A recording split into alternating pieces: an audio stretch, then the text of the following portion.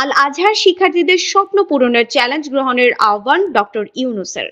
প্রধান উপদেষ্টা অধ্যাপক ডক্টর মোহাম্মদ ইউনূস স্বপ্ন পূরণ এবং জীবনে সফল হতে চ্যালেঞ্জ গ্রহণ করার জন্য শিক্ষার্থীদের প্রতি আহ্বান জানিয়েছেন।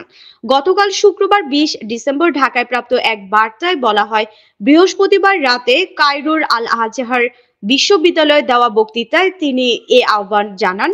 গ্রামীণ ব্যাংক প্রতিষ্ঠার সময় বিভিন্ন চ্যালেঞ্জের মুখোমুখি হয়েছেন উল্লেখ করে প্রধান উপদেষ্টা বলেন, তিনি চ্যালেঞ্জ গ্রহণ করায় বাংলাদেশের জনগণ আজ ব্যাংক থেকে সুফল ভোগ করছে। তিনি শিক্ষার্থীদের উদ্দেশ্যে বলেন, আপনাকে স্বপ্ন দেখতে হবে। যদি আপনার স্বপ্ন না থাকে তবে আপনি জীবনে সফল হবেন না। অধ্যাপক ইউনূস বলেন, তার স্বপ্ন ছিল বলেই গ্রামীণ ফোন প্রতিষ্ঠা করা সম্ভব হয়েছে। সামাজিক ব্যবসার গুরুত্ব তুলে ধরে প্রধান উপদেষ্টা বলেন, সমাজ পরিবর্তনের লক্ষ্য অর্জনে সামাজিক ব্যবসার বিকল্প নেই।